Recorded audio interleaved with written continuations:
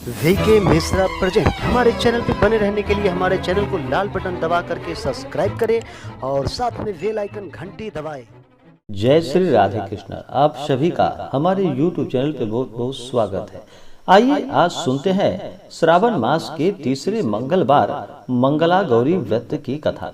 जो भी भक्त सच्ची श्रद्धा के साथ मंगला गौरी का व्रत करते हैं या इस व्रत का कथा श्रवण करते हैं, इस व्रत को करने से वैधव्य नहीं होता। इस व्रत को महिलाएं अखंड सौभाग्य की प्राप्ति के लिए करती हैं। यह व्रत सभी पापों को नष्ट करने वाला है तथा सभी प्रकार के सुख और समृद्धि को प्रदान करने वाला है। तो आइए सुनते हैं मंगला गौरी व्रत की कथा। तो बोलिए प्रेम से मंगला गौरी माता की जय। एक समय की बात है कि ईश्वर सनत कुमार जी से बोले कि हे सनत कुमार, अब मैं अति उत्तम भौम व्रत, जिसे कि मंगला गौरी व्रत के नाम से जाना जाता है, जिसके अनुष्ठान करने मात्र से वैधव्य नहीं होता, विवाह होने के पश्चात 5 वर्षों तक यह व्रत करना चाहिए। इसका नाम मंगला गौरी व्रत है। यह सभी पापों को नष्ट करने वाला है। विवाह के पश्चात प्रथम श्रावण शुक्ल पक्ष में पहले मंगलवार को यह व्रत आरंभ करना चाहिए। केले के खंभों से सुशोभित एक पुष्प मंडल बनाना चाहिए और उसे अनेक प्रकार से फलों तथा रेशमी वस्त्रों से सजाना चाहिए। उस मंडप में अपने सामर्थ्य के अनुसार देवी की स्वर्णमयी अथवा अन्य धातु से बनी प्रतिमा स्थापित करनी चाहिए। उस प्रतिमा को 16 उपचारों से, 16 दुर्वा दलों से, 16 चावलों से तथा 16 चने की दालों से मंगला गौरी नामक देवी की पूजा करनी चाहिए और 16 बत्तियों से 16 दीपक जलानी चाहिए। दही तथा भात का नैवेद्य भक्ति पूर्वक अर्पित करना चाहिए। देवी के पास ही पत्थर का शील तथा लोढ़ा स्थापित करना चाहिए। 5 वर्ष तक इस प्रकार से करने के पश्चात इसका उद्यापन करना चाहिए। माता को वायन प्रदान करना चाहिए, जिसकी विधि आप सुनिए।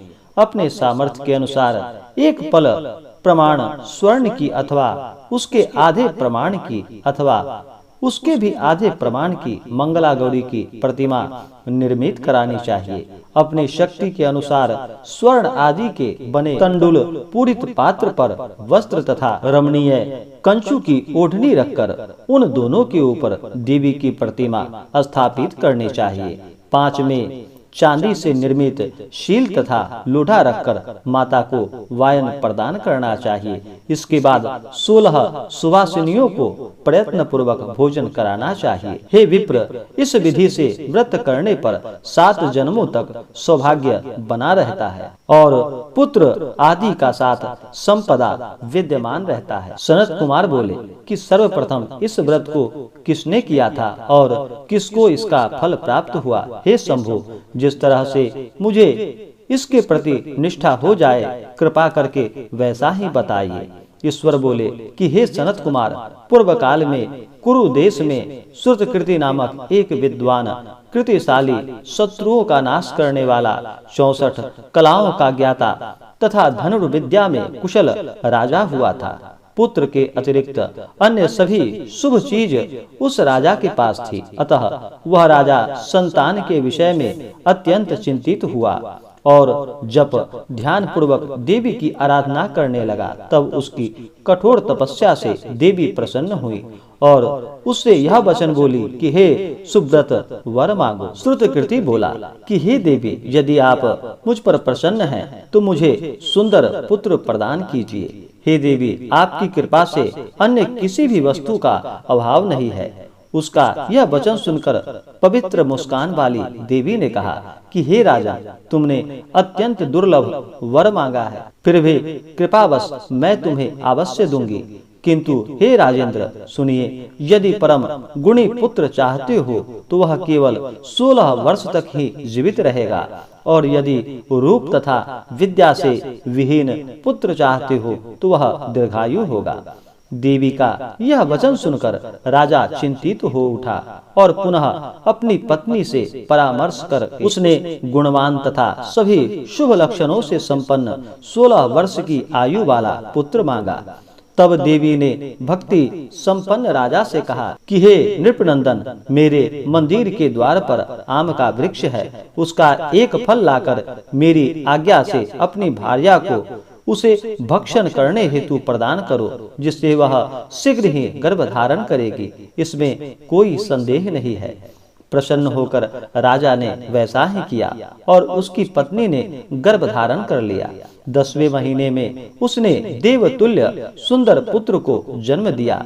तब हर्ष तथा शोक से युक्त राजा ने बालक का जात कर्म आदि संस्कार किया और शिव का स्मरण करते हुए उनका नाम चिरायु रखा। इसके बाद पुत्र के 16 वर्ष के होने पर पत्नी सहित राजा चिंता में पड़ गए और वे विचार करने लगे कि यह पुत्र बड़े कष्ट से प्राप्त हुआ है और मैं इसकी दुखद मृत्यु अपने ही सामने कैसे देख सकता हूँ। ऐसा विचार करके राजा ने पुत्र को उसके मामा के साथ काशी भेज दिया। प्रस्थान के समय राजा की पत्नी ने अपने भाई से कहा कि कार्पटिक का वेश धारण करके आप मेरे पुत्र को काशी ले जाइए। मैंने भगवान मृत्युंजय से पूर्व में पुत्र प्राप्त के लिए प्रार्थना की थी और कहा था कि हे विश्वेश, आप जगतपति यात्रा के लिए मैं उस पुत्र को अवश्य भेजूंगा, अतः आप मेरे पुत्र को आज ही ले जाइए और सावधानी पूर्वक इसकी रक्षा कीजिएगा। अपनी बहन की बात सुनकर भांजे के साथ वह चल पड़ा। कई दिनों तक चलते चलते वह आनंद नामक नगर में पहुंचा। वहां सभी प्रकार की समृद्धियों से संपन्न वीरसेन नाम वाला राजा रहता था। उस राजा की एक सर्वलक्षण संपन्न युवावस्था प्राप्त मनोहर तथा रूप लावण्यमयी मंगला गौरी नामक कन्या थी।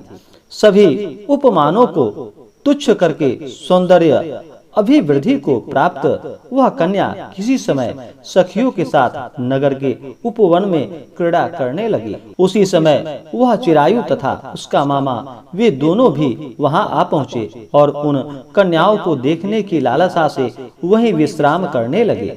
इसी बीच विनोद पूर्वक क्रीड़ा करती हुई उन कन्याओं में से किसी एक ने कुपित होकर राजकुमारी को रांडा या वचन कह दिया। तब उस अशुभ वचन को सुनकर राजकुमारी ने कहा, तुम अनुचित बात क्यों करती हो? मेरे कुल में तो इस प्रकार की कोई नहीं है। मंगला गौरी की कृपा से तथा उनके व्रत के प्रभाव से विवाह के समय जिसके सर पर मेरा हाथ से अक्षत पड़ेगा, हे सखी, वह यदि अल्प आयु वाला होगा तो भी वह चिरंजीवी हो जाएगा। इसके बाद वह सभी कन्याएं अपने अपने घर चली गईं। उसी दिन राजकुमारी का विवाह था। बाहलीक देश के दृढ़ धर्मा नामक राजा के सुकेतु नाम वाले पुत्र के साथ उसका विवाह निश्चित किया गया था। वह सुकेतु विद्याहीन, कुरूप तथा बहरा था। तब सुकेतु के साथ आए हुए उन लोगों ने विचार किया कि इस समय कोई दूसरा श्रेष्ठ वर ले जाना चाहिए और विवाह संपन्न हो जाने के बाद वहां सुकेतु पहुंच जाए। उन लोगों ने चिरायु के मामा के पास जाकर याचना की कि आप इस बालक को हमें दे दीजिए, जिससे हमारा कार्य सिद्ध हो जाए। इस पृथ्वी पर परोपकार के समान दूसरा कोई धर्म नहीं है। उनकी बात सुनकर चिरायु का मामा मन ही मन बहुत प्रसन्न हुआ, क्योंकि इसने उपवन में पहले ही कन्या मंगला गौरी की बात सुन ली थी। फिर भी उसने एक बार कहा कि आप लोग इसे किस लिए मांग रहे हैं? कार्य की सिद्धि हेतु वस्त्र, अलंकार आदि मांगे जाते हैं, वर तो कभी भी नहीं मांगा जाता। तथापि आप लोगों का सम्मान रखने के लिए मैं इसे दे रहा हूँ। इसके बाद चिरायु को वहां ले जाकर उन लोगों ने विवाह संपन्न कराया।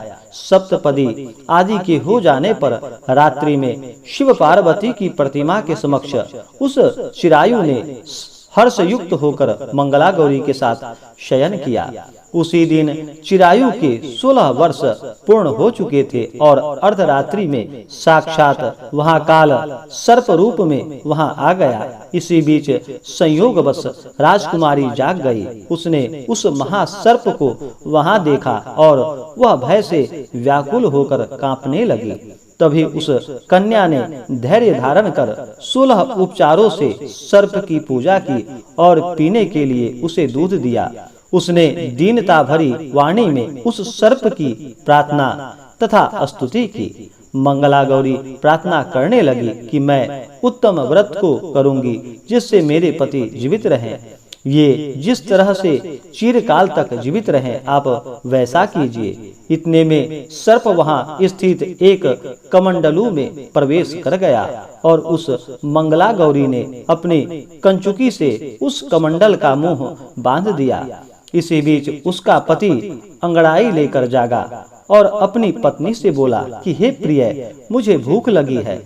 तब वह अपनी माता के पास जाकर खीर, लड्डू आदि लेकर आई और उसके द्वारा दिए गए भोज्य पदार्थ को उसने प्रसन्न मन होकर खाया। भोजन के पश्चात हाथ धोते समय उसके हाथ से अंगूठी गिर पड़ी।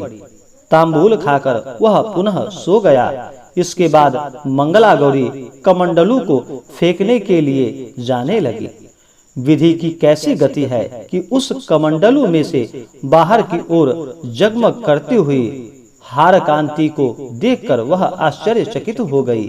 घट में स्थित उस हार को उसने अपने कंठ में धारण कर लिया।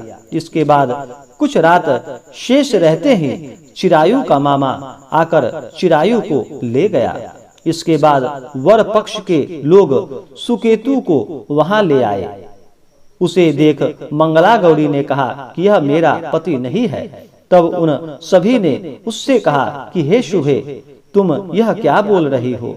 यह तुम्हारा कोई परिचायक हो तो उसे हम लोगों को बताओ।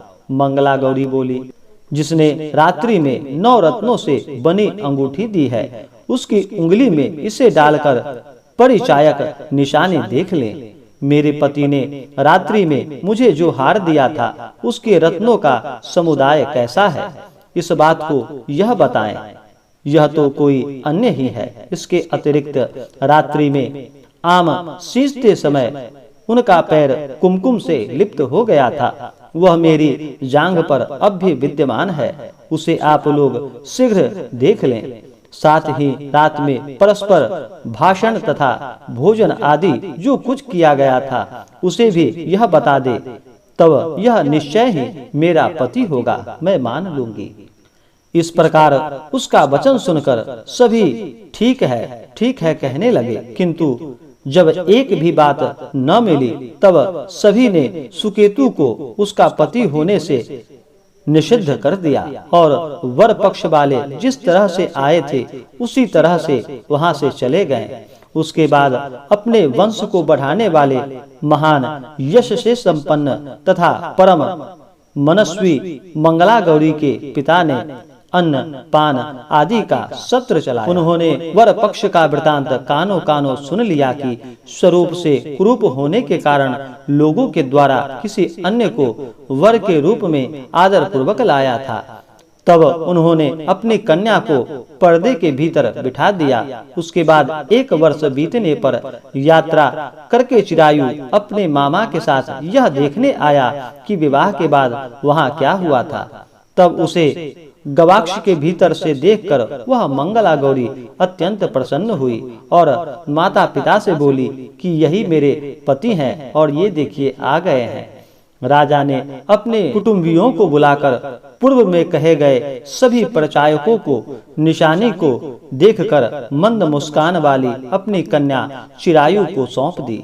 राजा ने शिष्ट जनों को साथ लेकर विवाह का उत्सव कराया। इसके बाद राजा वीरसेन ने वस्त्र आभूषण आदि सेना, घोड़े, रथ और अन्य भी बहुत सी सामग्रियां देकर उन्हें विदा किया। इसके बाद कुल को आनंदित करने वाला वह चिरायु पत्नी तथा मामा को साथ लेकर सेना के साथ अपने नगर पहुंचा। लोगों के मुख से उसे आया हुआ सुनकर उसके माता पिता को विश्वास नहीं हुआ।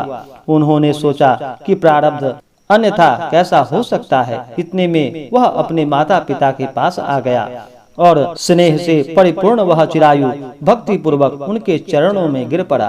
तब अपने पुत्र का मस्तक सूंघ कर उन दोनों ने परम आनंद को प्राप्त किया। पुत्र वधू मंगला गौरी ने भी सास व ससुर को प्रणाम किया। तब सास उसे अपनी गोद में बिठाकर सारा वृतांत शीघ्रता पूर्वक पूछने लगी कि हे महामुने, तब पुत्र वधू ने मंगला गौरी के उत्तम व्रत महात्म तथा जो कुछ घटित हुआ था वह सब वृतांत बताया। हे सनत कुमार, मैंने आपसे इस मंगला गौरी व्रत का वर्णन कर दिया।